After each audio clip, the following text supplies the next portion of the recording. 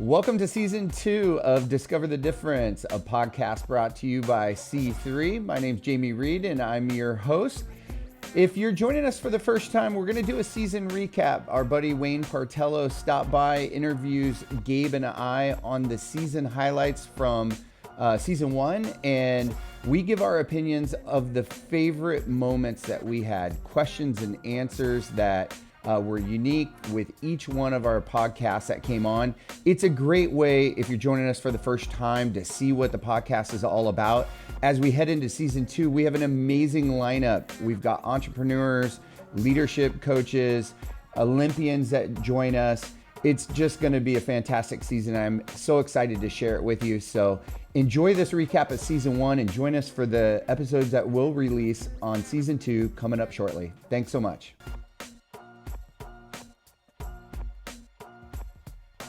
Wait, I've actually never been on this podcast, and now I'm hosting it? This is great. I love it. What's going on, guys? I'm Wayne. I'm the CEO, co-founder of CUENTO. Actually been friends with these guys for, 8-9 years now. Long time.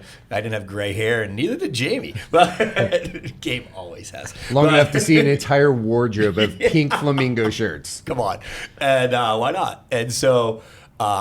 thanks for having me to come in, and we're gonna go back in time and go through season 1 of your podcast, which is super cool, and then we're gonna kind of preview a little bit of what's to come and the fun that's ahead of us. But I think I wanted to go back even further than that. If we've been talking about why the heck would two insurance guys want to have a podcast? Like, what were you guys thinking?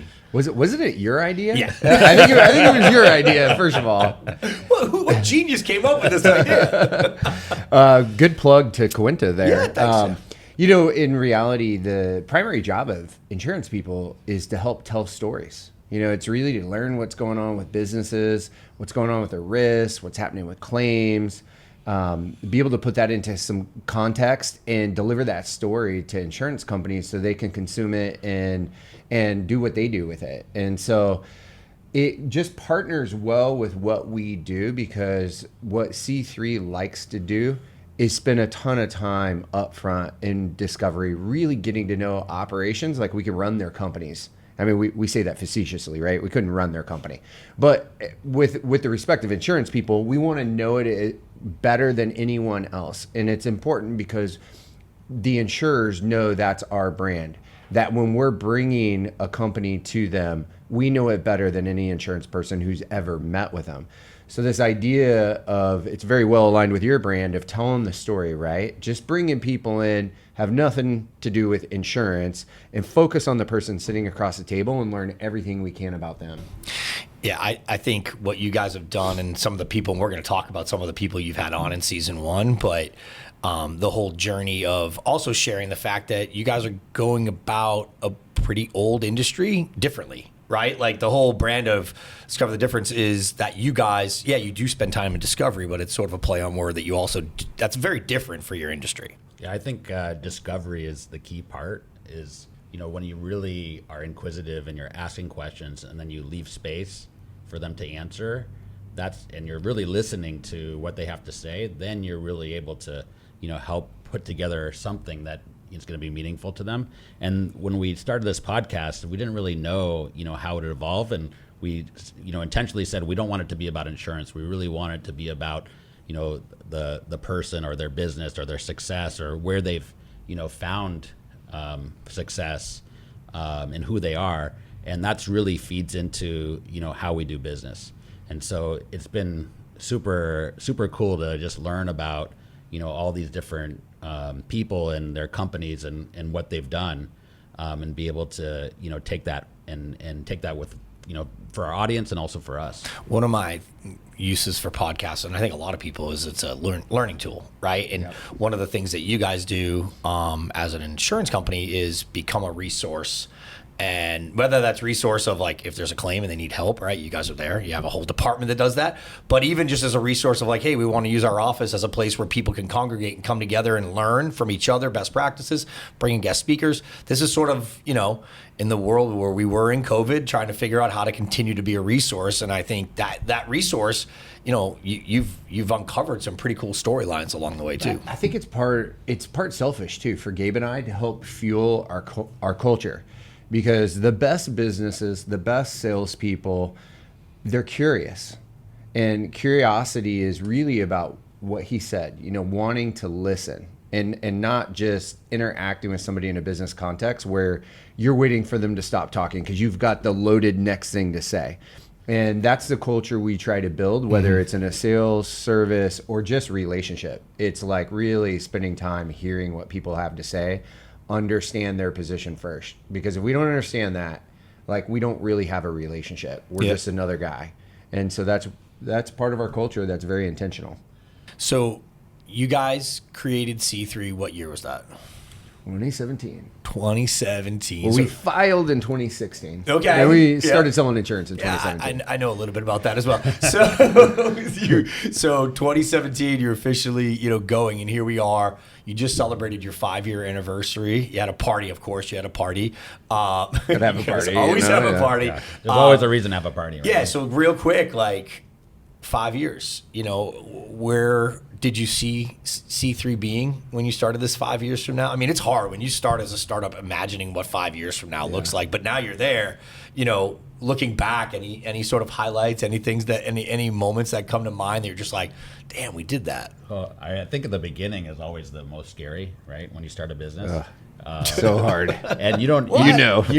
you know it's going to be hard, but you don't know where it's going to be hard, and you try to anticipate everything. And at the end of the day, when you look back, you're like, wow, I didn't realize that was going to be so hard. But it's fun to look back and see, hey, we did this. I remember the beginning days where you're like, oh, we just need to make sure we make payroll. That's number one, and then we're well beyond that, obviously. And it's just fun to see, we had this vision of this culture of people feeling empowered and really, going to a place where they wanted to go to work, and everybody being connected in that way. And so to see that happen after 5 years is really cool. I think it's interesting because like what the Padres are doing, you plan your work, you work your plan, and their ultimate goal is to win a World Series. And when they realize that, they're in some contexts they're going to say we're exactly where we said and planned and worked to be. In the other so that is where we are. We're exactly where we, every year we map out the next 5, and every year we outpace it just a little bit, but it's along a plan. However, there's victories along the way that when you feel those moments, like winning a World Series, you can't plan that, right? It's unparalleled emotion, excitement, fun, and it just feels good. And so, like, getting to 5 years, we're where we thought we would be. But how does it feel? It feels amazing, like way better than you could just write out on a plan. Yeah. Yeah, the feeling, to your point, like those little accomplishments do actually feel amazing. And, I know I'm very similar to you guys in this regard, that we do take moments to pause. Like, I think living in San Diego forces you to Definitely do that. helps. Right? Like, because I have friends that live all over the country. They don't do it as much as I think people who live here. I think I got off a plane this week, and actually it was really funny. I was getting on the plane, and the stewardess was like, I think because of my shirt selections, are you going on vacation? She's like, you're from Fort Lauderdale, right? Yeah. Are you or Palm Springs. Yeah. I mean, are you going on vacation? Because you must be so excited. Or are you going home? And I said, I'm going home. And she said, I was in Seattle coming to San Diego. And she was like, so are we. I was like, how lucky are we that they get to say that? So I think we also take those moments to reflect on the journey that we've been on. I mean, you guys started as just the two of you, right? And now how many employees at C3? We're threatening 100. Wow. That's a huge accomplishment, and in this city to build a business, and that's awesome. So congrats to you guys on that. Thanks, man. I think it's a good point about taking stock and being grateful. So Seriously, it's a lot of people to make all this happen, and so it's been a fun ride. Yeah, it is. I say this all the time, and you have a vision and a dream in your head, and it's great when you find a partner that's like, yeah, no, I agree with that too. Yeah, I want to do that. Like, that's amazing. But when other people start leaving their livelihoods to come join you on that journey, I don't know. That was a moment for me where I was like, oh, wow. Like, they believe in what we're going to do. And you guys have, I mean, you're almost 100 of those now. I don't know what the TED Talk is, but there's a TED Talk where there's a dude at like a music festival that gets up and is dancing like an absolute maniac. And the TED Talk's talking about these fearless leaders who go into this space by themselves. And he's the first guy up, you know, dancing more obnoxious than Ellen or something like that. And then the TED Talk guy walks through the next person who is maybe the most important. They validate that person, you know, and then the role of the third person starts a momentum, and it's cool. Now, eventually, like 50 people end up dancing with this guy, and that's kind of where we've arrived now. Yeah. So it's cool to be past having to break all that ground, you know? Yeah, because, you know, we started with a bamboo book. You know, it was a Japanese menu, and people just, you know, we had our vision, but we didn't have an office, and we didn't have anything, and people jumped aboard, so it's pretty cool. We're 5 years into this thing. We're a year into the podcast. We've watched, I can speak from my perspective, from my seat, I've gotten to see your brand evolve, right? From, you know, I had this conversation with someone the other day that as we're fortunate that we get to meet with business leaders all the time, right? You guys are sitting down with customers and you're learning things from them all the time. And I heard someone say this to me the other day was where your business takes huge leaps is when you realize as the founder that there are things that you've got to just give up, that they're not going to be your strength, right? As the business grows, you're going to bring in experts to do certain things. And your brand over the last, I would say 3 years has really accelerated. Like you guys, you've brought in a lot of experts across the board and specialists, you know. What is it like now sitting back, not being able to do everything? Right? Because you can't. It's exciting. Right. You don't have to. You don't have to. It's a different feeling, right? Like you went from literally calling every client. You at a certain point you have to, you know, to release the valve a little bit to give out and trust those people, which is also scary. It is really interesting for me because I started intentionally in a space where I could be everything to all my clients. You know, I had claims, loss control, all that background. Well, you have a ceiling when that's who you are. And so as we started C3 and we were evaluating, hey, what do we want to be? It was a different game plan, you know? And so it is really nice. Like Gabe's saying, it's the first time since I've been in 15, 16 years in San Diego that we have these rock stars and we can go on an executive retreat or a family vacation, not totally be stressed. So the people that we've been able to attract is the key because we have the best. And it really is allows you to sleep at night or take a break, you know? It's pretty cool. Yeah, I mean, you know, having those people that, you know, really level up makes all the difference.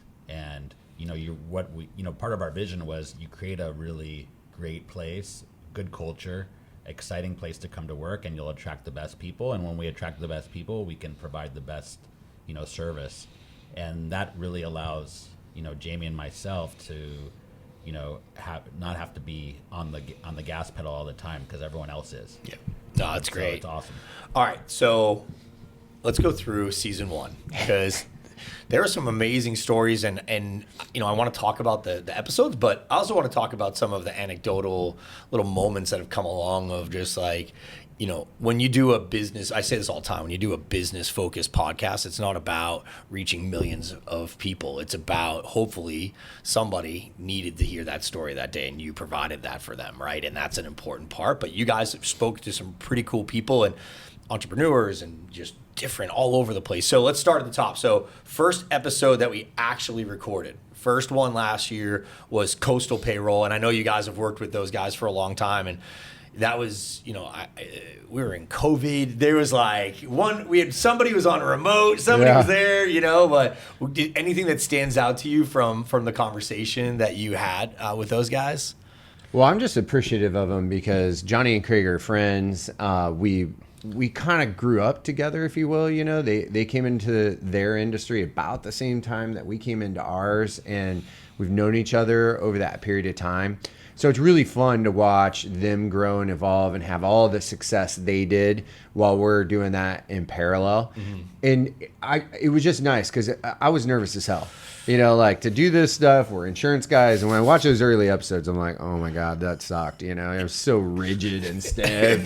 But evolved. And I'm thinking about questions. I'm not doing what we normally do where I'm listening, and so it was nice having comfortable people that we're close to the veil to go through it. And they're great sports and they did a great job. So I think that they were also relatable to us because they were two partners with different skills and that complemented each other. So that was interesting to hear. We kind of stole some ideas from them and have implemented it within our own organization. They really focused on what their core values are, and they're intentionally spent every month talking about one of them, which we've incorporated. So that's great. It's something like it's really cool to get that to hear that and then use it. Yeah. But Johnny's a lot like Scott Mason, our last guest, in that he's just inspirational to listen to. I mean, the guy can magnify anything, any audience he has in front of him. And I listened to that episode more than any other episode. I've listened to it 3 full times from start to finish because of some of the culture things. Like you can think you're good at culture and intentional. But there's always ways that you're hearing how somebody else is doing something where you're like, hey, this will help us level up or get us back on course. How he talks about it is that their culture was this living, breathing organism that had to be constantly nurtured. And when they didn't, water that plant, it wilts, and how he described it in his words really resonated with me, where I'm like, oh, this is something we can't just set up shop and declare it. Like, we really have to nurture it, and they do a great job of it. Yeah, it was very clear that everything they did was purposeful. Yeah. Like, it didn't just magically happen. They put in the time, the effort. To your point about the plan of where you guys wanted to go as a business, you could feel very clearly that they had a plan on how they were going to nurture their team as well. So It's good. Awesome. Okay, next, go in a completely different direction, and you bring in the first – it was actually – Coastal was the first episode we recorded, but the first episode we released was Nick Hardwick, former San Diego Charger when they were the San Diego Chargers. But I know you guys have a great relationship with Nick, and he's got an incredible story. Anything that stands out to you from that episode? I mean, I think, his story about, walking on and how he just envisioned himself as everything he did was about excellence. How am I going to be the best? And he just internalized that, and he had the work ethic and the vision and the charge. And so in everything he did in his, all the way up to, walking on, in college for Purdue. And then all the little things that happened, his story about all the things that happened that seemed like luck, but, luck happens from hard work and a vision.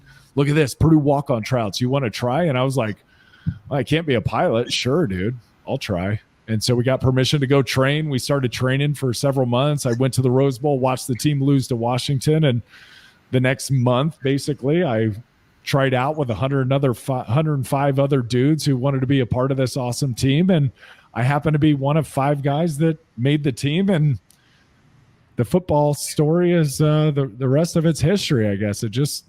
It happened. It was crazy. It was just really fascinating, and that's where he became, I think the most snaps from any Charger player. 2-time Pro Bowler. I think he had a very long 13-year career at the Chargers, very successful, and now he's a very successful business that's come out of that. So it was just there's so many nuggets to learn from him. He's jacked right now. He's like 0% body fat. It's unbelievable. Yeah. Like, he is just shredded. I'll see Arlene looking at it. I'm like, get off his Instagram. What are you doing? You're lying. Arlene sees you on there. Nick's just. I don't remember the specific moments because almost everything we talked about I'd heard or discussed with him in the past. But he's such an introspective person who constantly is challenging himself to evolve and get better, while at the same time, he's probably one of the most approachable, famous people, stars, whatever. I've never met an entire person out of our community who ran into Nick who said anything but positive about him. And so I think what was cool about what I do remember about the podcast, he's very comfortable because we've known him for so long, but we might have just asked one question. Yeah. And Nick just was like, all right, I know this is the beginning. He can go. I'm a mic guy, so I'm just going to run. And He's very talented. it was pretty cool that for guys who don't know how to, administer a podcast, that you can have a guest on like that is sort of self-fulfilling. And so that was pretty cool. Yeah, and he's done the radio thing, he's done the play-by-play. I mean, he's been around the broadcast world for a long time, but I think he's so comfortable with Nick. Like, he's really come to that point. And I've, obviously gotten to know Nick a little bit through your relationship with him and seeing him really get comfortable with, who he is. And, I think the journey that he went on post-playing career, which is very common for a lot of athletes after their playing career is over, to really figure out what was going to fulfill him every day. And I love seeing his Instagram where he's, he rode his bike. The kids rode their bike to school the other day. I don't know if you saw that story. Yeah, it was it was the greatest thing. Like, you see, they're leading a movement. Yeah, now leading of a bike movement riding. that because he's so focused on fitness, they're focused, and it's pretty neat. So he's just he's an awesome Well, and a guy. funny story I'll tell about him. The first time Arlene and I went on a double date with him and Jamie, and in true Midwestern fashion, we're supposed to pick them up at 6, and at 6 we come around the corner and they're sitting on their porch, but his porch was up above, and he had to walk down, and he had to force himself to push like 280, 290. And as he's walking down, I'm like, bro, are you okay? Oof. Like, he looked like his knees were just going to buckle out and blow. And he's like, you don't know how hard it is to carry this weight around. When I quit football, I'm going to lose 100 pounds overnight, and I'm going to be healthy. And that was probably 12, 15 years ago. Wow. And so to watch him do that, and now to have his brand lose like a lineman, just really cool to see somebody have a long-term vision and go knock it out. Well, to your point, Gabe, it's so funny that people have had success. It's very easy for others to look and go, oh, they got lucky, right? Like Nick got lucky. He was one of 5 guys who made the team of 100 plus that tried out, right? And it's like, oh, he was so lucky. It was like, well, those same principles that got him to be that guy are the same principles that now have him, the guy who is like so committed and driven to be healthy for his family. And it's pretty amazing because, I spent a little time in the NFL, not playing obviously, but getting to know a lot of guys who did play, and the post, the health side of that, especially for linemen that do have to carry that weight, that it's so easy to consume all that food because it feels good. And then when you're done playing, you're not carrying it healthy anymore, and he's helped a lot of people figure that out. And so, definitely. One of his, obviously he's talented from an athlete point of view, but one of the things that I was always impressed of is how he's able to connect with people so well.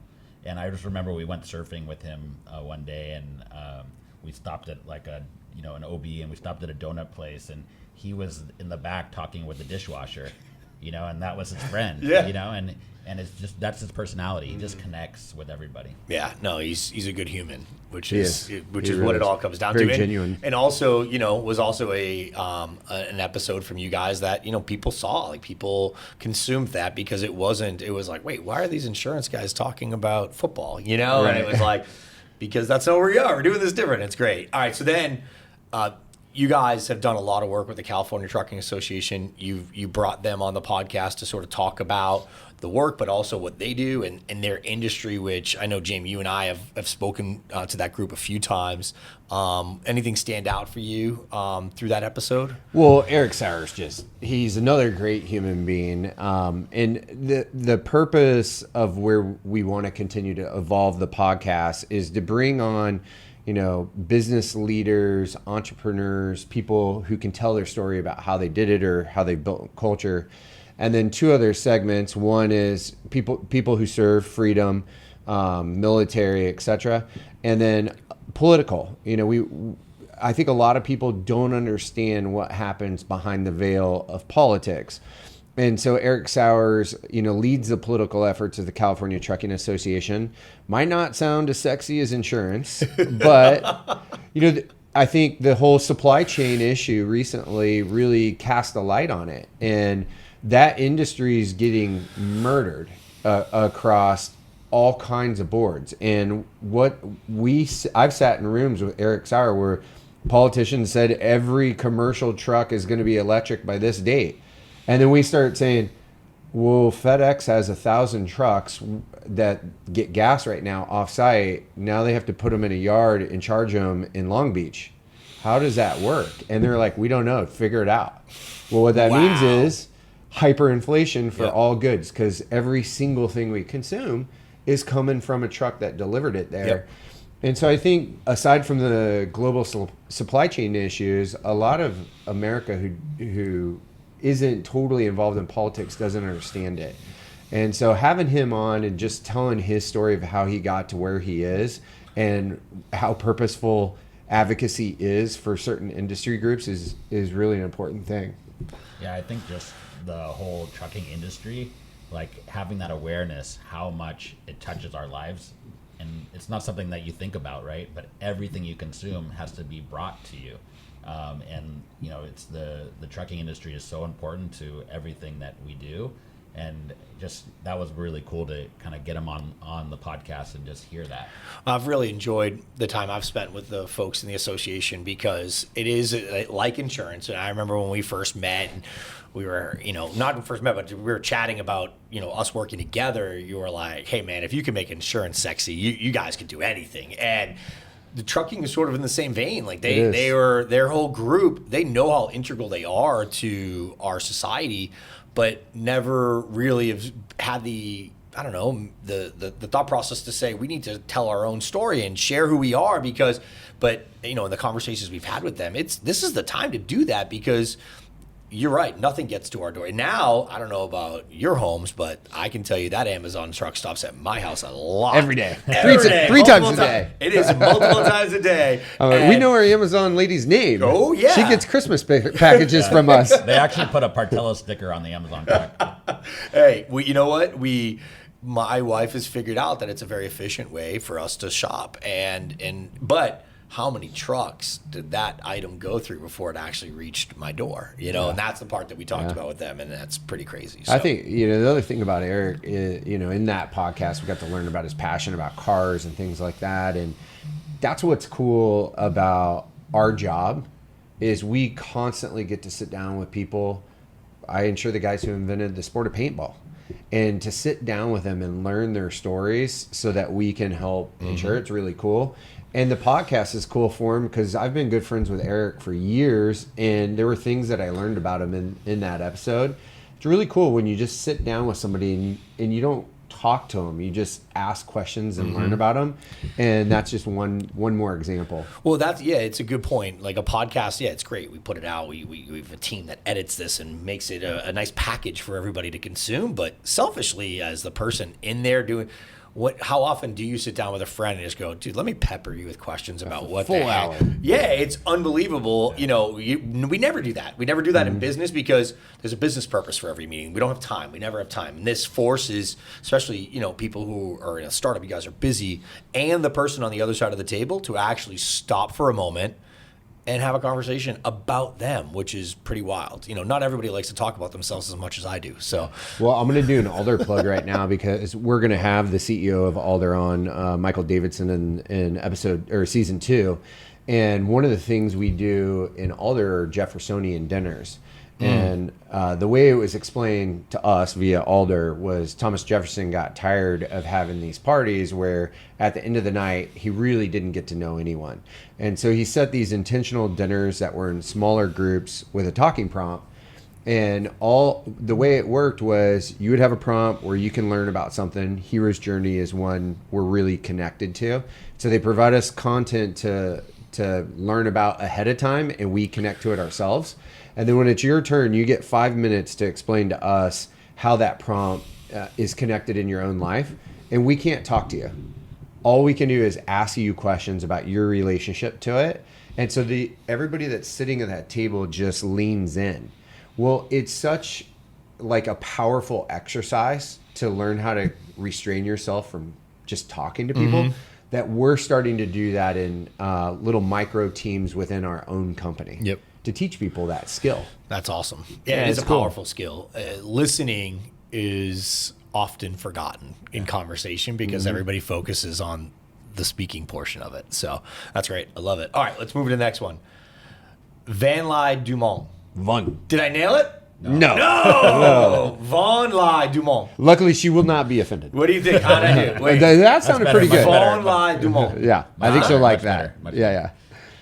It was pretty good. Come on. That was All right, good. what do you That got? was good. All right, so talk to me about this episode. And I know she shared, the story of her mom and the history of her family. Anything stand out to you guys? Well, I mean, her mom was involved in, the whole, Tippi Hedren coming and creating this, whole new industry for, nail salons throughout the country. And so it was an interesting story. She talked about, her culture and how that's kind of shaped her, and where, she really comes from this place of curiosity. She's just kind of what we're talking about is she's all about, asking questions, and trying to understand people and understand how they work and understand how businesses work, and using that curiosity to transform business. Right. So Tippi was there at this camp as a volunteer to help these women find a career for themselves. And she started with saying like, well, let's bring in a seamstress and a typist because those are fairly easy to learn and it's a low barrier of entry into the marketplace. But the women, she had these long red manicured nails, and the women, including my mom, were just curious about those nails. And clearly Tippi could just been like, great, thanks for acknowledging my nails. Keep typing, keep sewing. But she paused, right? And she took notice of that curiosity. And they continued to be curious about it. So she continued to take notice of it. And then what she did was she's like, okay, well, maybe there's something here. Let's take one small step. So she went down back to Los Angeles and asked her manicurist, her personal manicurist, would you have any interest in coming up to this camp and teaching these women how to do a basic manicure? And Dusty said yes. So she came up there. And then Tippi took another small step and went to the local beauty school and asked them, would you be willing to take on these 20 women to see that we can get them licensed as manicurists? And that beauty school said yes.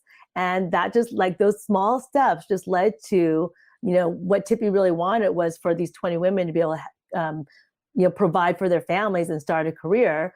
But what they didn't see was that the refugees and immigrants who came after us would learn from my mom and her friends and their friends from them and start what would become an $8.3 billion industry. So that was Yeah, I mean, dude, weird things happened with Vaughn. She used the phrase divergent thinking.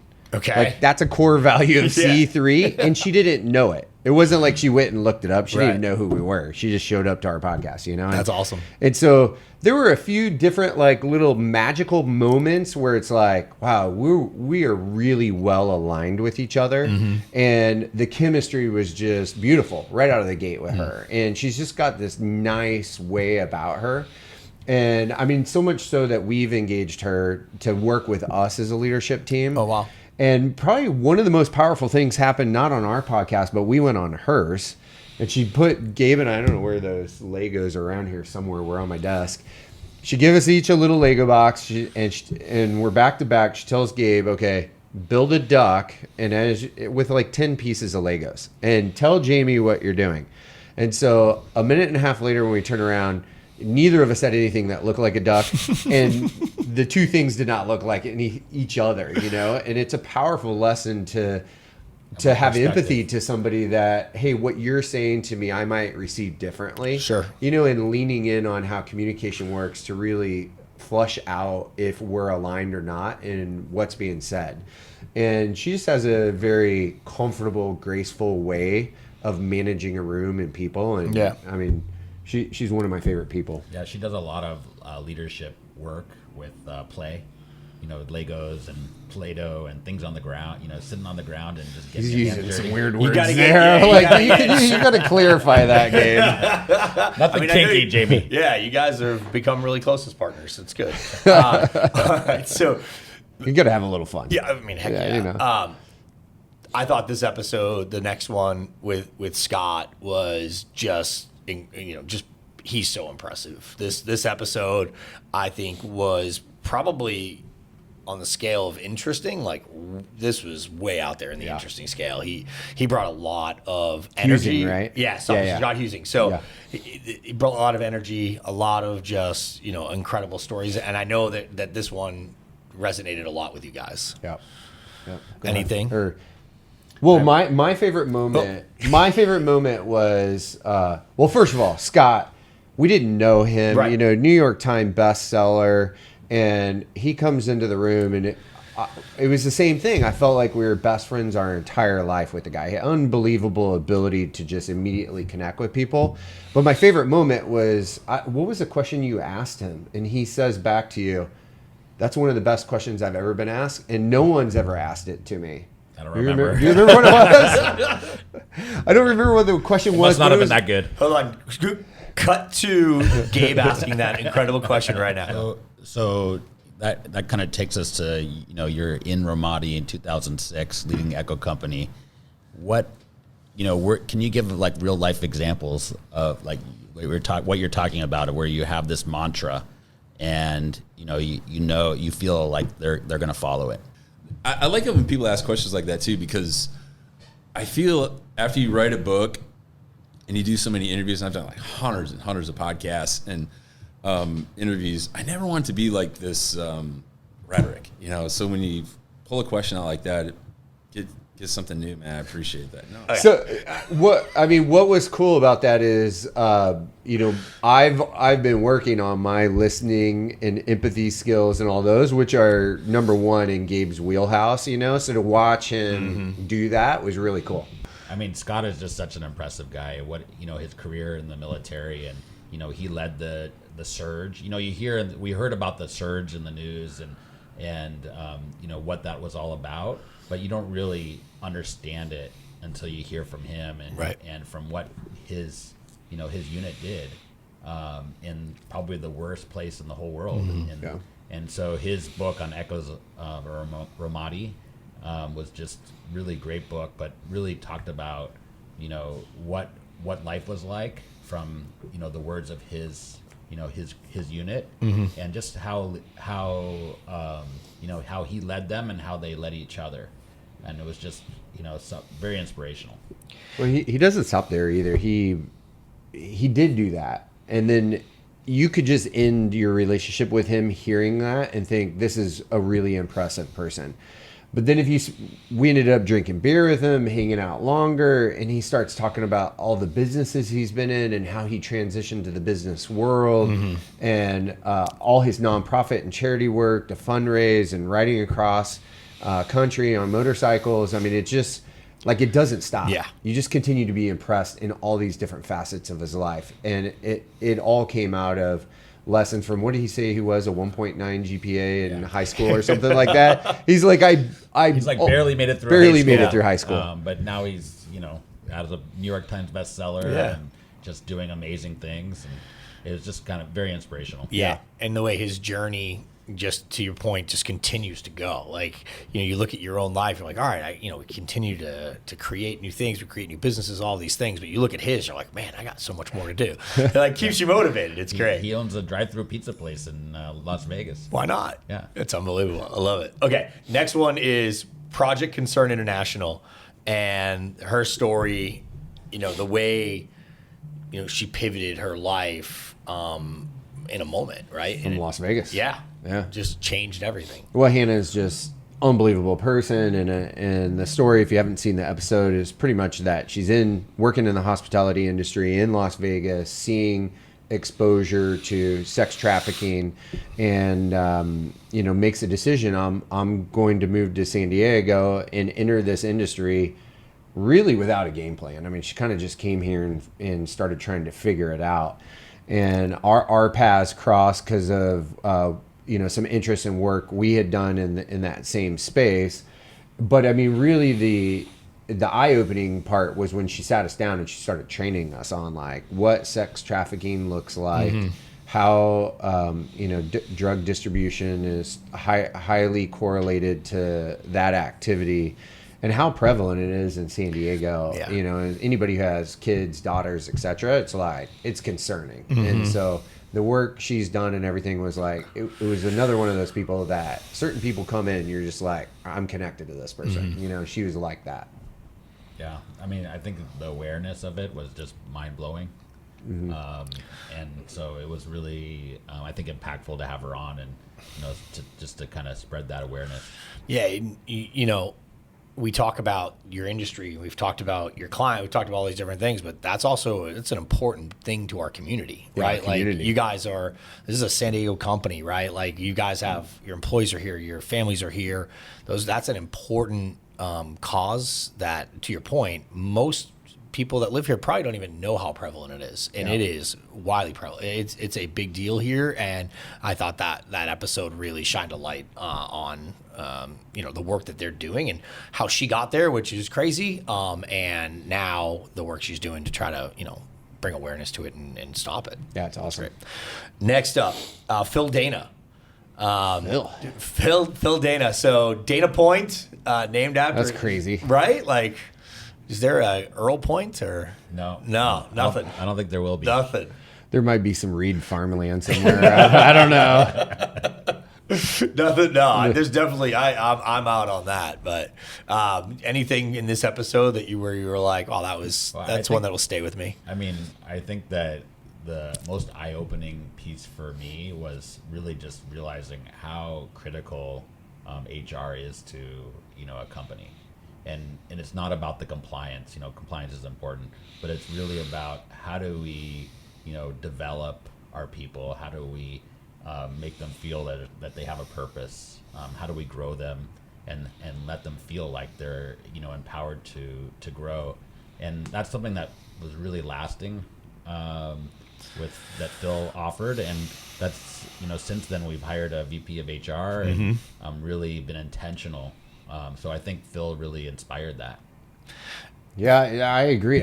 Well, his backstory on his family legacy in Dana Point, and then enlisting After 9/11. Yeah, after 9/11 and coming through military. It's just a really interesting story and path to get there that not very many people take, first of all. But I echo what you say. I mean, it was a monumental mental shift for me in how he spoke about the role of HR. We're so, on our side of the business, we're so driven in compliance and lawsuits, right? Because that's what our products do is interact with us. That hearing him talk about intentional alignment and career development and its role of how it's tied to operations, it really changed the way we thought. And then a few months later, Lindsay Patton walks into our life and we're introduced to her. Yep. And because of him, we were able to consume what she was saying to us, because otherwise the thing she said might have been the first time we heard him, if not but for Phil. Right. And so it was really cool to just hear somebody, or if anybody out there is listening who wants to grow a company, then understanding that approach to people it's paramount. And I love how when we set out on this project, it was a purpose of providing value, doing these interviews. It was a little self-serving too, right? Like we want to share our story of C3, and then through the journey of interviewing all these people, you guys probably learned as much or more than others have, and you're like, it's wild to see how it's impacted your own business a year later. Yeah, it is. And you get charged, like when you do these podcasts, you just get charged up and excited, right? Because you're just learning. Yeah, and you get an opportunity to interact with folks that you normally would not, right? Like, I mean, when would you have sat down with Phil Dana, right? Now Never. Now you did, and now all of a sudden now you've got a VP of HR, and now you've changed the way you're going about structuring your whole organization. It's pretty wild. I love it. Right? Even Scott Husing, he posted something about us the other day, and I was like, we've become friends with people who come on and stuff, and I'm like, it happened to be a day where I was kind of having a shitty day or something, and then I saw him post that, and I'm like, hell yeah, that's pretty like, cool. That's pretty cool. You know, like it kind of perked me up. You know? I love it. Yeah, that is great. And you guys are very good in the relationship growth side of things. So I'm not surprised that, people come on the podcast like, yeah, I wouldn't mind having a beer with those guys. Yeah. That's how we got to know each other. So, all right, next up is... There's a whole story there. Yeah, but, a lot of beers. We'll save that for another time. That's a whole episode. All right, Chalatna Lake Lodge. Did I get it? Directly tied back to Nick, actually. Which is crazy, right? I don't know if I said this on the podcast or not. I don't remember. Do you guys remember? I did. Yeah. Well, anyways, I was trying to figure something out, and the math wasn't working. And I remember Hardwick telling me about how he went up there with Rivers. He took all the linemen up, and Nick wasn't an outdoor fitness guy at the time, and he ended up coming back from that trip saying it was just life-changing. So I reach out to Matt because Nick put us in contact, and I'm like, man, I think we can pull this thing off. I go to Gabe, I'm like, it's going to cost us a little bit of money, but I think this is going to be a once-in-a-lifetime thing for the people we take. And it was nothing short of that. Wow. Yeah, it was incredible. The relationships that we made out there, when you're out in the woods and there's no cars, the only way to get there is like a, puddle jumper. You land in the lake. It's kind of sits right there on the edge of Denali National Park. Yeah. We got to helicopter around glaciers and it's wild.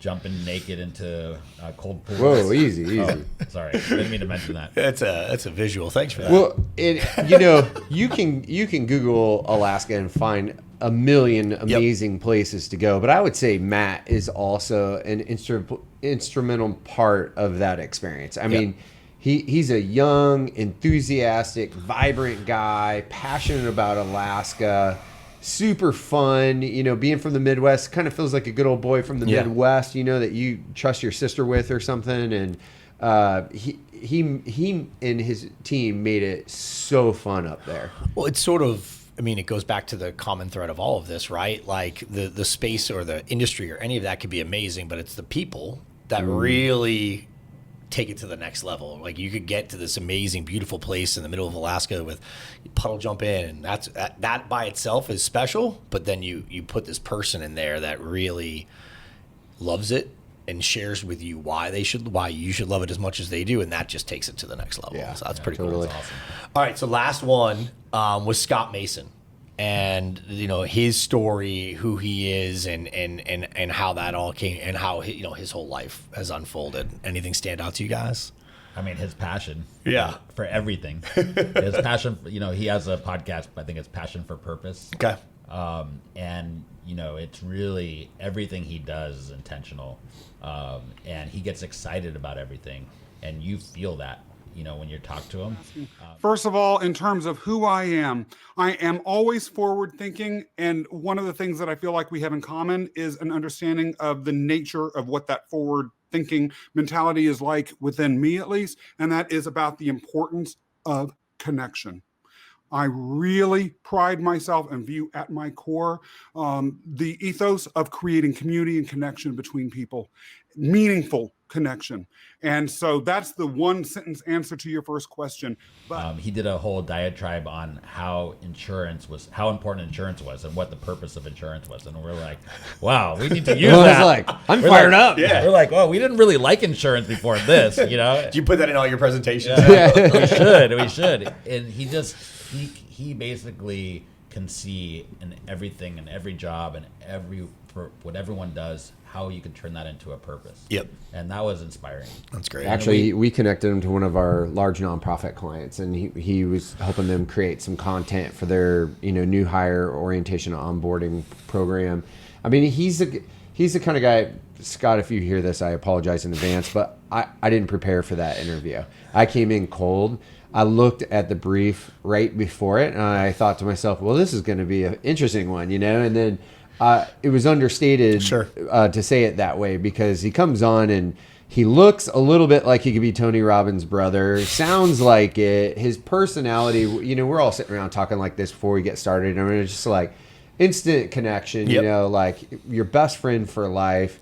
He was just amazing. And then, so as I wake up in the morning and I might strum through LinkedIn or something, he's one of my favorite people to just see in the feed, and I'll always stop and listen to it, hit the like button. Sometimes I'll drop a comment. And like a couple weeks of doing that, I get a voicemail from him. Hey, I just wanted to thank you.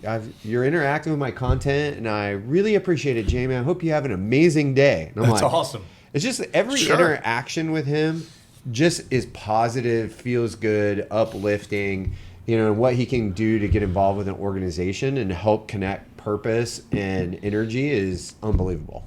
Yeah, and it is funny how important that is to an organization. I think, you guys have done a good job of, I've been to a few of your events, that there is a lot of energy. You've got, there's some people that work here that also, you've hired people that bring that energy as well, and from all different facets, but how important that is to the culture and to the success of an organization. I mean, no matter if it's a business or a sports team or whatever it is, if there's not that energy at the core of it that's driving everybody to want to do more, it falls flat. You know what it is?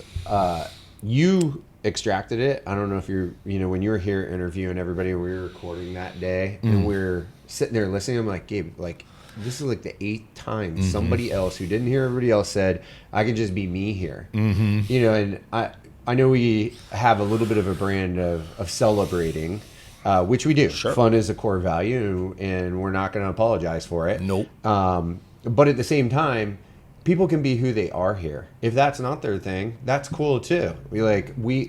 Not everybody fits a mold. Right. But so many people come from places in our industry where they can't celebrate. They can't be them. They have to fit a box.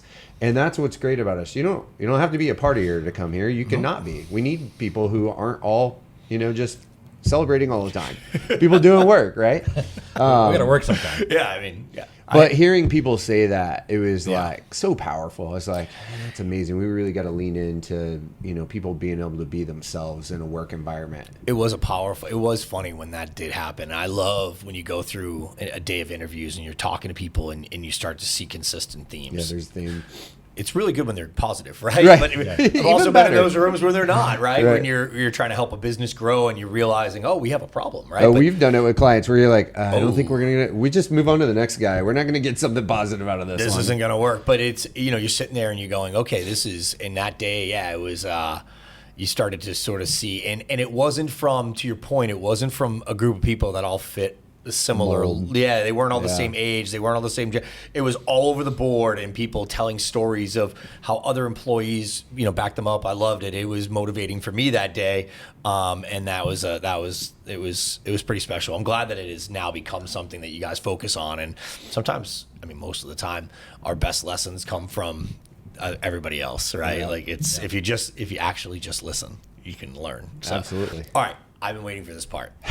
This is my favorite part. I don't even know where this came from. Yeah, it just happened. Well, yeah. So Jamie, you guys have a unique relationship, right? It's like brothers, big brother. You guys rotate roles of playing the big brother depending upon the situation. If it's like a fun kind of jovial situation, Jamie's the big brother kind of picking on Gabe. If it's like a real business situation, Gabe steps in. He's like, we got to do it seriously.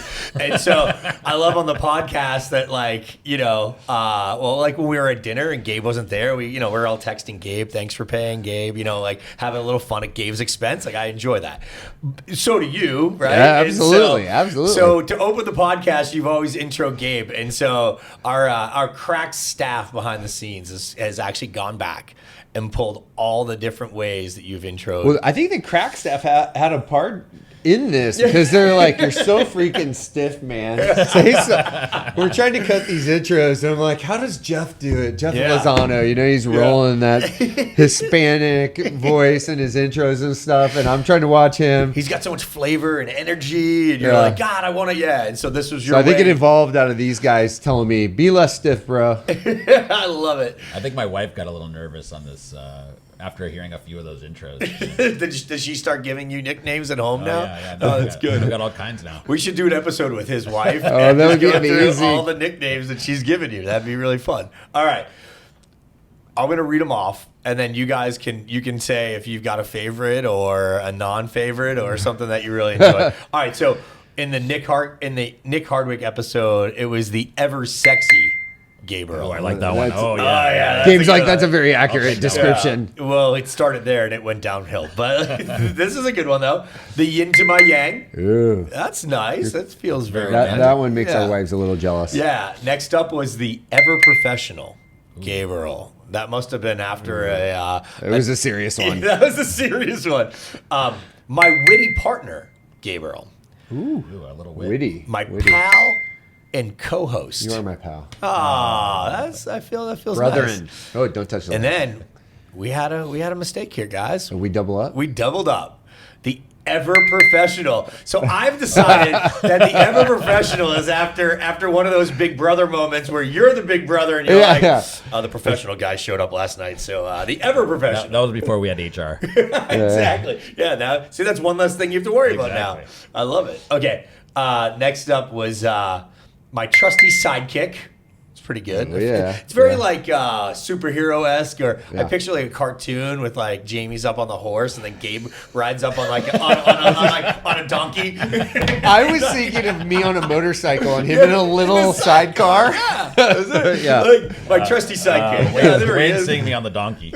We need a picture of us in a sidecar motorcycle. Oh, absolutely. Who I know- has I one know of a those guy out who there? can make that. I do too, actually. Yeah. Did he say little? It's messed up, man. All right, next up was not so good fly fisherman and sometimes moose bait. There's got to be a story Yeah, there. that's definitely my favorite for you. What I don't know what that's about. Well, because the only time he caught salmon in Alaska is when he hooked them in the back. So that's where it came from.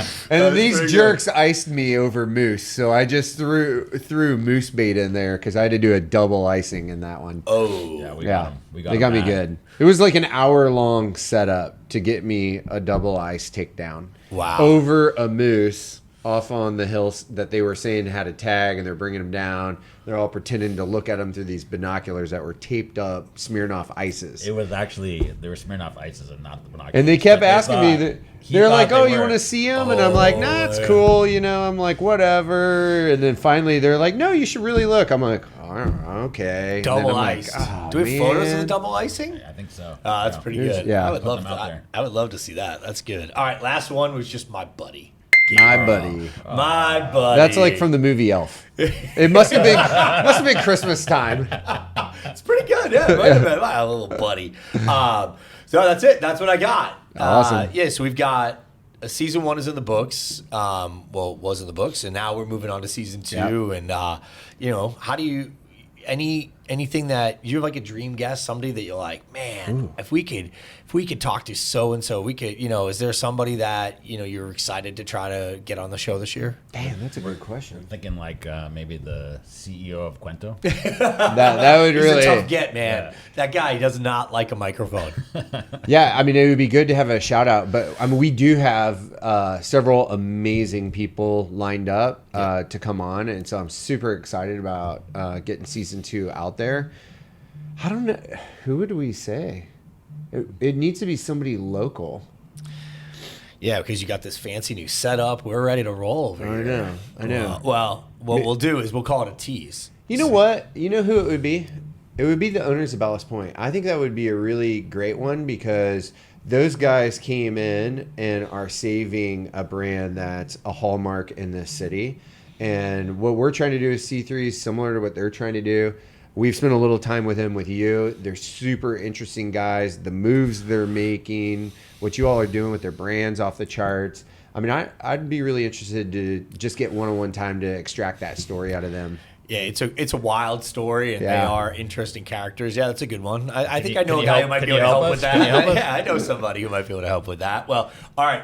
Well, just thanks so much for taking the time to listen to Jamie and Gabe break down. Thank you guys for having me. Obviously, you went through a list of people who weren't available today, so I'm glad that I could be here. Nick Hardwick was obviously busy, so you guys brought me in. But, we're obviously excited to be part of this project with you guys, and I love learning the lessons that you get to learn along the way as well. I know, for me, our business is a few years behind you in age, and we get to sort of, similar to the way you guys with Coastal Credit, we were able to like listen to them and hear their experiences. We're able to do the same thing. So we thank you for that. And thanks for everybody for tuning in and checking these guys out. Well, hey, we thank you too, Wayne. I mean, your partnership with us and CUENTO and C3 together is amazing. You don't feel like you're years behind us. I mean, we feel like we're just in lockstep with each other. And it's been a beautiful thing to work with you guys and bring light to the brand. Much love, baby.